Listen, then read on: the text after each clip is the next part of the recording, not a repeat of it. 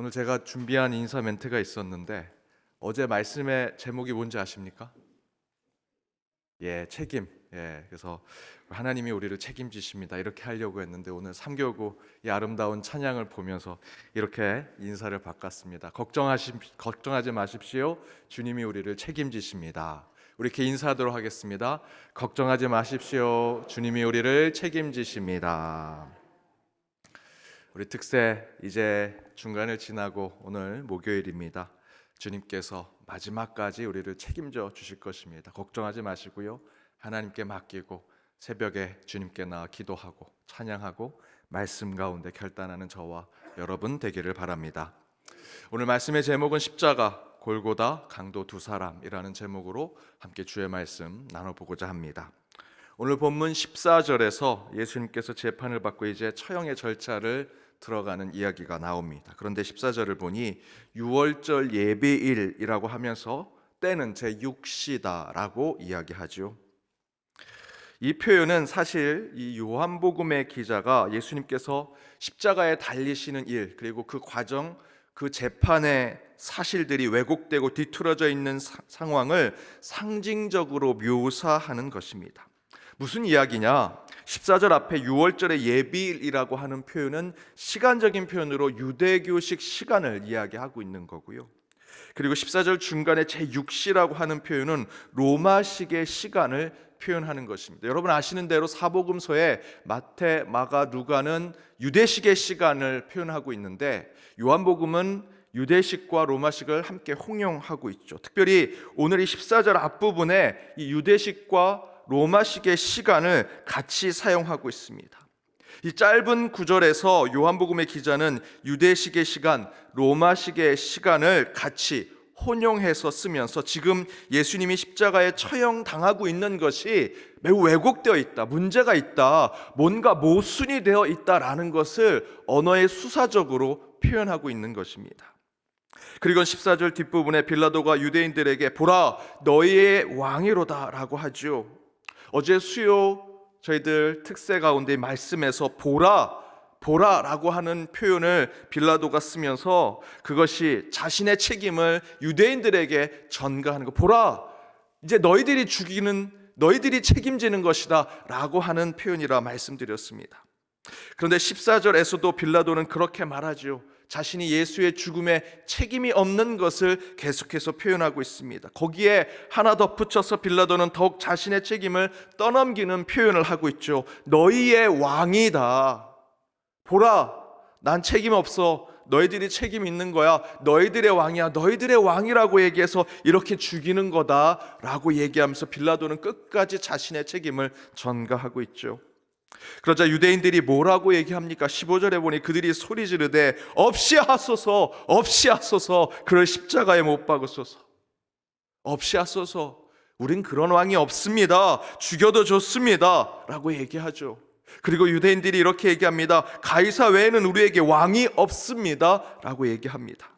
14절에서 요한복음의 기자는 시간에 대한 표현, 유대교식 시간과 로마식의 시간을 혼용하죠. 그렇게 시간을 왜곡하고 뒤틀어서 묘사하면서 현재 예수 그리스도의 죽음이 잘못되어 있음을 문학적 또는 수사적으로 보여주고 있습니다. 그런데 바로 그에 대한 실제적인 모습이 15절에 나오죠. 유대인들은 사람들이 새로운 왕이라고 부르던 예수를 죽이라고 하면서 15절 뒷부분에 우리는 그를 모릅니다. 없이 하십시오. 우리는 가이사 로마의 황제만이 우리의 왕입니다 라고 대제사장이 이야기하고 있습니다. 여러분, 대제사장은 그렇게 생각한 사람이 아니죠. 로마 황제를 왕이라고 생각한 사람이 아닙니다. 그곳에 분봉 왕들도 자신의 왕이라고 생각하지 않았습니다. 지금 현재 유대인들의 가식적이고 위선적인 궁중 심리를 표현하는 것입니다. 예수를 죽이기 위해서 마음에도 없는 이야기를 하는 것, 정말 로마 황제를 왕이라고 생각하지 않으면서 예수를 죽이기 위해서는 원수하고도 친구가 되는 위선과 가식을 보여주죠.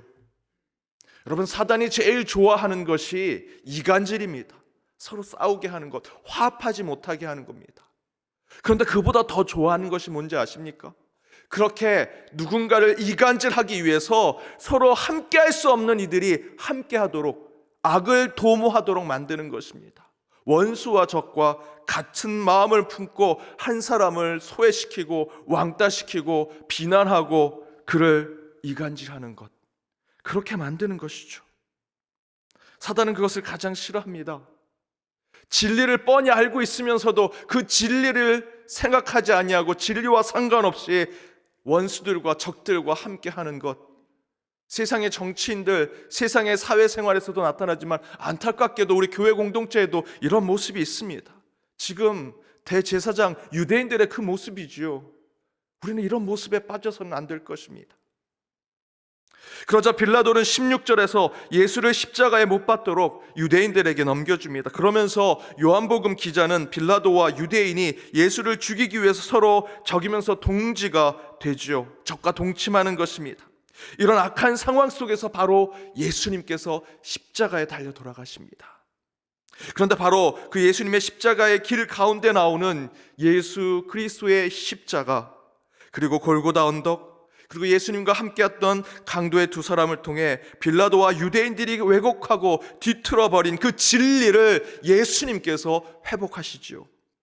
그렇다면 그 세 가지의 상징들 속에서 아이러니하지만 예수님께서 어떻게 그 왜곡되고 뒤틀어진 진리를 회복하고 계시는가?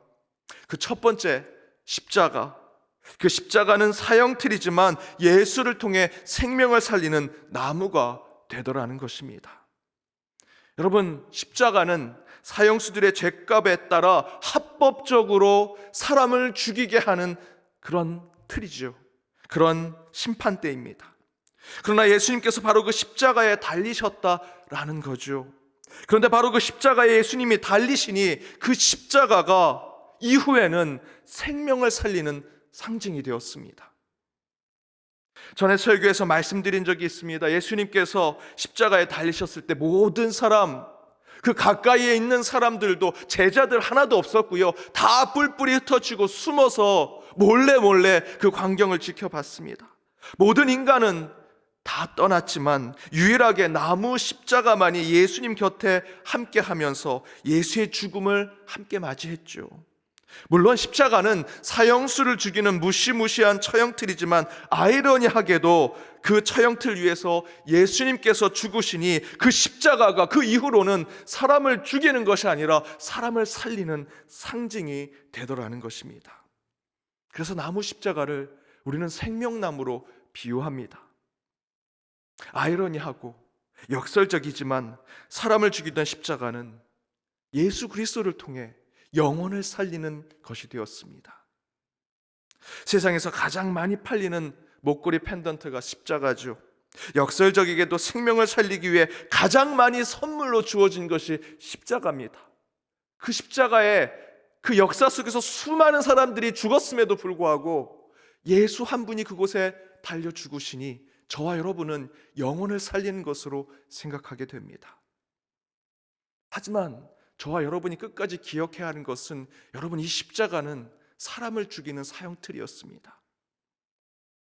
제가 예전에 한번 말씀드린 예화입니다. 제 딸이 어린 시절 칼을 가지고 막 같이 놀다가 제가 드라큘라 틀니가 있길래 드라큘라 이빨을 끼고 나는 귀신이다 그렇게 했더니 제 딸이 그 칼을 뒤집어서 칼을 십자가로 만들면서 야 귀신아 물러가라 막 합니다.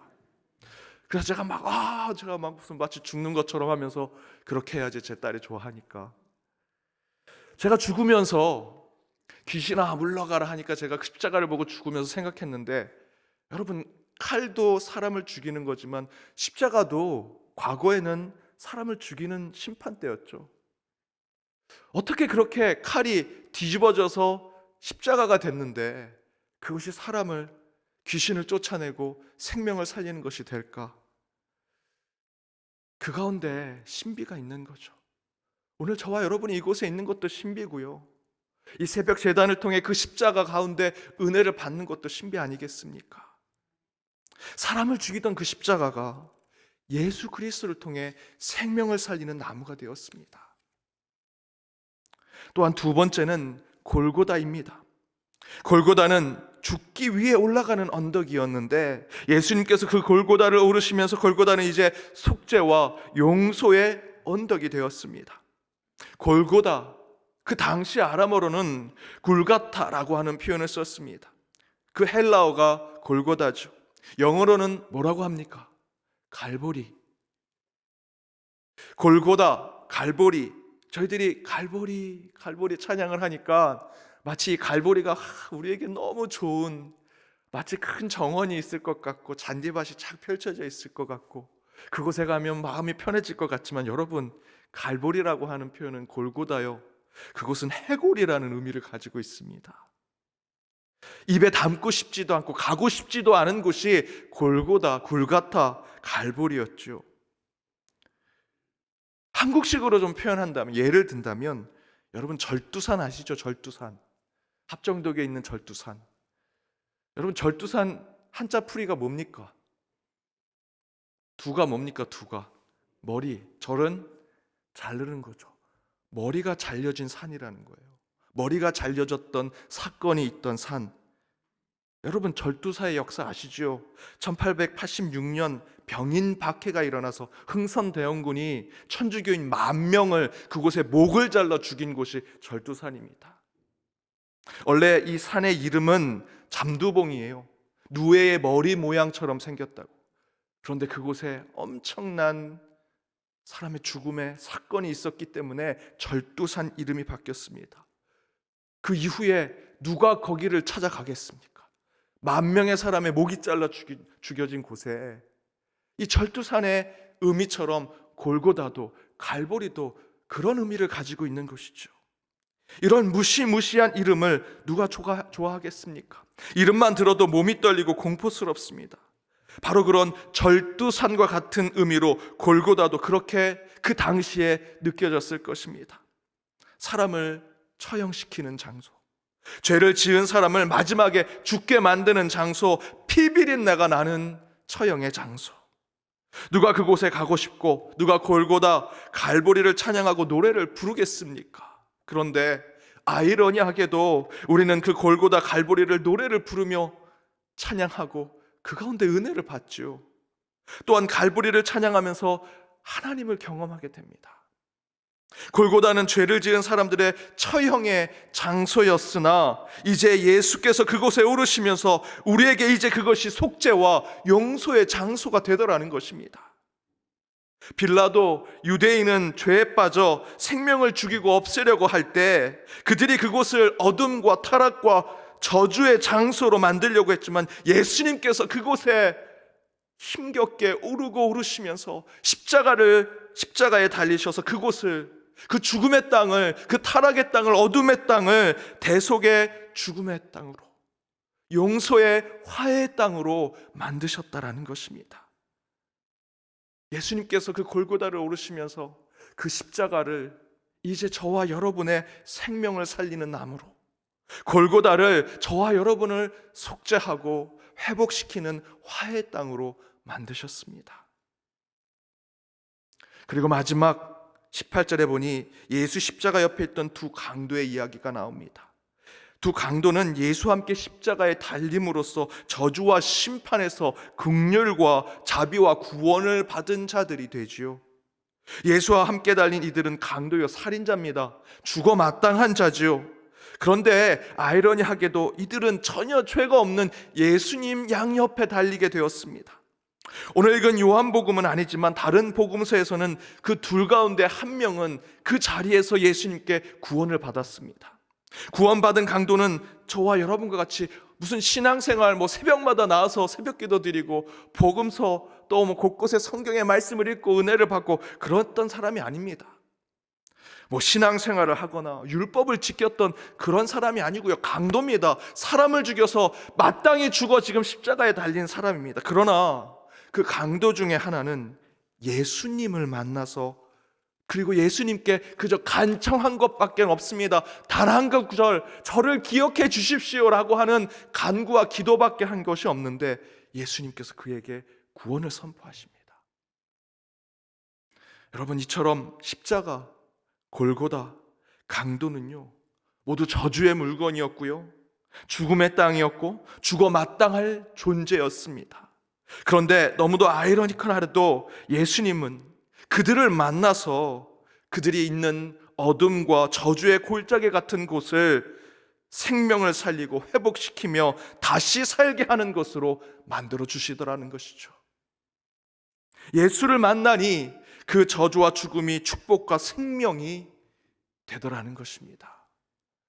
십자가, 골고다, 강도 두 사람, 그 시대를 반영하고 우리의 삶의 일부분을 보여주고 있는 것이죠. 늘 경험되는 것이 나를 죽이는 십자가, 나를 괴롭히는 그 골고다의 언덕, 나를 늘 잘못되고 부정적인 것만 보게 하는 강도의 시각이 우리의 삶에 있는데, 예수를 만나니 그것이 생명이 되고 은혜가 되고 구원이 되더라. 산에서 길을 잃어서 사방이 캄캄해도요, 몇 킬로 떨어진 곳에 작은 불빛만 있으면 그 어두운 산에서 길을 찾아 갈 수 있습니다. 여러분 경험하셨죠? 지금 이 본당에 갑자기 정전이 됐습니다. 하지만 우리 뒤에 있는 촛불만 있으면 이곳에 있는 200명의 우리 성도님들 하나도 다치지 않고 밖에 빠져나갈 수 있습니다. 지금 저와 여러분의 상황이 십자가, 골고다, 강도와 같이 예수 만나기 이전의 삶의 모양과 우리의 삶의 모습을 가지고 있더라도 작은 불 하나가 있다면 우리는 그곳에서 빠져나갈 길, 구원받을 길, 은혜를 경험할 길을 찾아낼 수 있습니다. 바로 예수님은 그 어둠 속에서 촛불과 같은 분이라 저는 믿습니다. 예수의 십자가의 사건은 온 인류, 온 세상의 역사 속에 어둠 속에 빛이 된 사건입니다. 여러분, 지금 우리는 가장 어두운 시대를 살고 있는지도 모르겠습니다. 또한 여러분의 인생이 지금 가장 칠흑 같은 밤을 경험하고 계실지도 모르겠습니다. 그러나 가장 어두운 밤일 때 여러분 이미 아시는 대로 가장 칠흑같이 어두운 밤은 바로 그 다음부터 날이 밝기 시작하는 것이죠. 우리 주님이신 예수님은 바로 이 땅의 역사의 가장 어두운 십자가, 골고다, 강도의 처형 가운데 참 빛이 되셔서 구원을 저와 여러분에게 이루십니다. 십자가는 사형틀이지만 예수를 통해 생명을 살리는 나무가 된 것처럼, 골고다 갈보리는 죽음을 향해 가는 땅이었지만 예수를 통해 속죄와 용서, 화해와 은혜를 이루는 땅이 된 것처럼, 그리고 십자가 위에서 죽어 마땅한 강도가 예수를 만나 참된 구원을 받게 된 것처럼 저와 여러분도 지금의 이 어둠과 절망 속에서 오직 예수를 만나 그 신비 가운데 빛이신 예수님과 함께 그 길을 걸어가시는 저와 여러분, 우리 연동교회가 되기를 주님의 이름으로 축복합니다. 우리 함께 찬양으로 결단하며 나아가길 원합니다. 이 세상 살아가는 동안에 우리 힘을 의지해서는 안 됩니다. 세상의 것을 의지해서는 안 됩니다. 여전히 십자가, 골고다, 강도와 같은 우리의 삶이 있을지라도 오직 우리의 빛이 되신 참 소망의 주님만을 만나 그 가운데 주님의 꿈이 나의 비전이 되고 주님의 성품이 나의 인격이 되고 성령의 권능이 나의 능력이 되게 해달라고 오늘 말씀에 비추어 오늘 찬양으로 결단하길 원합니다.